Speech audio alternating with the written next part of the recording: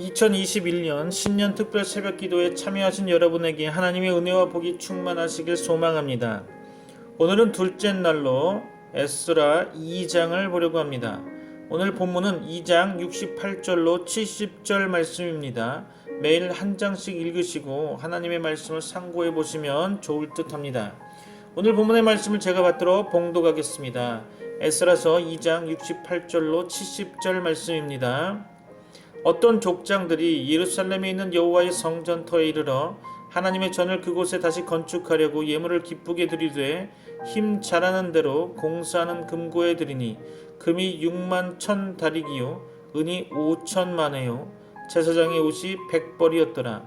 이에 제사장들과 레위 사람들과 백성 몇과 노래하는 자들과 문지기들과 느디님 사람들이 각자의 성읍에 살았고 이스라엘 무리도 각자의 성읍에 살았더라.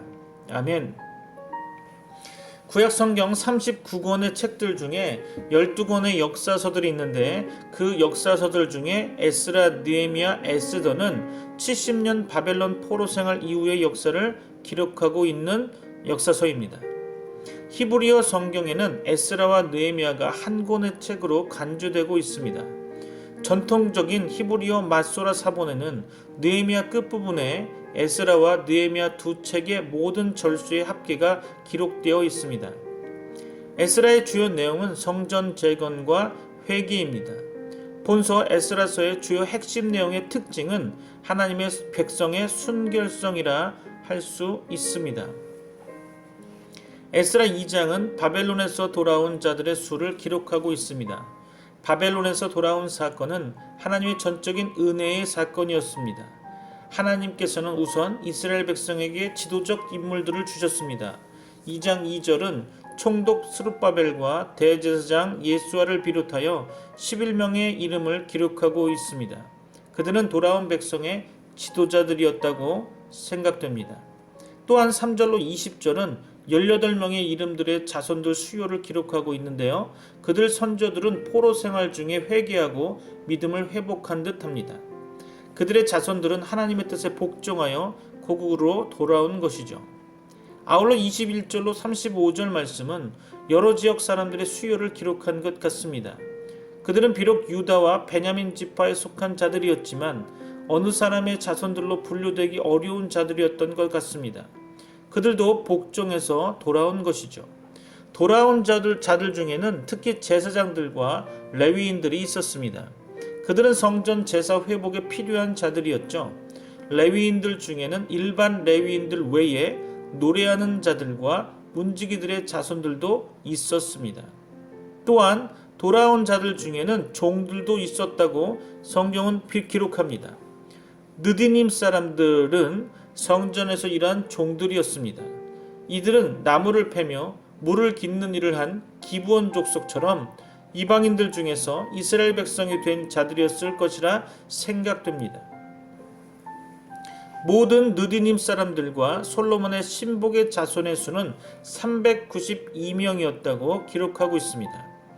그 선조들의 이름이 많이 기록된 것을 보면 비록 종들이었지만 하나님 앞에서 충성되었던 것 같습니다. 그것은 하나님의 은혜였죠.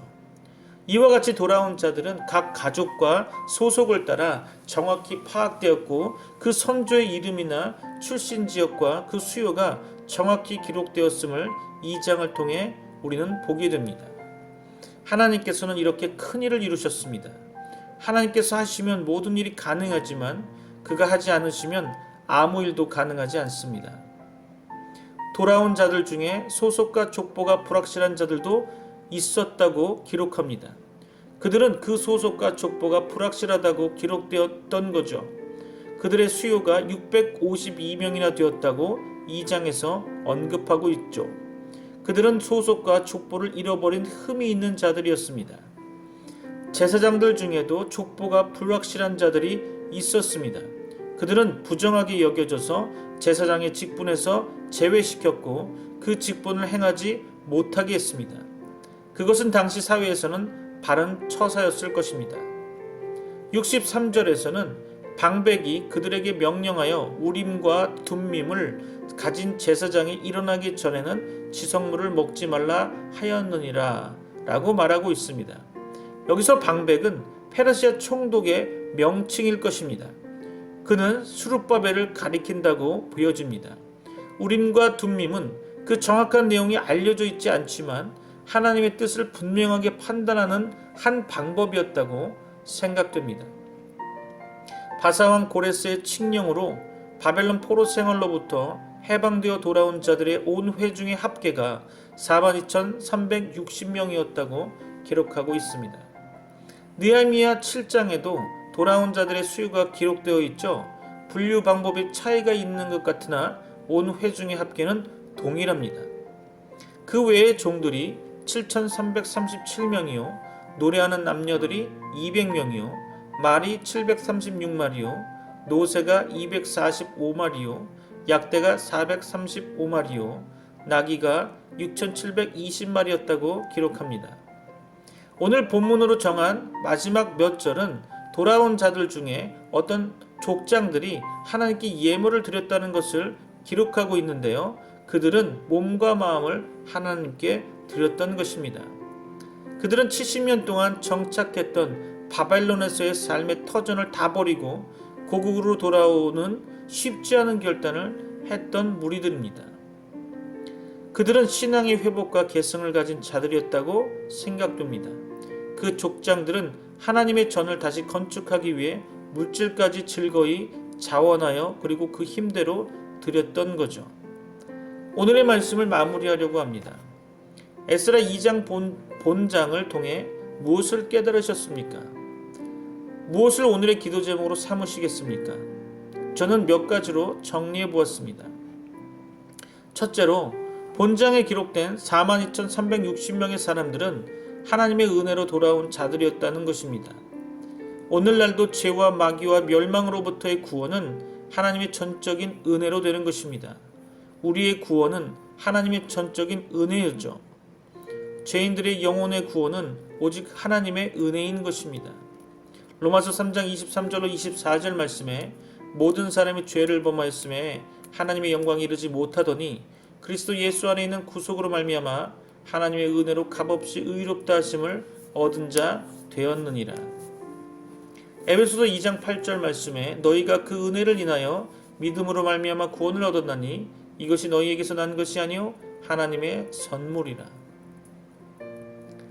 하나님의 은혜가 있기를 소망합니다. 둘째로, 바벨론에서 돌아온 자들의 수가 정확히 기록되었다는 것입니다. 돌아온 자들의 온 회중의 합계가 42,360명이었다는 거죠.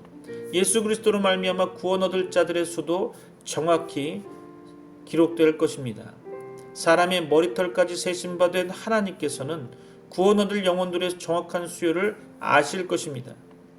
주께서는 나를 보내신 이의 뜻은 내게 주신 자 중에 내가 하나도 잃어버리지 아니하고 마지막 날에 다시 살리는 이것이니라 라고 요한복음 6장 39절에서 말씀하셨습니다.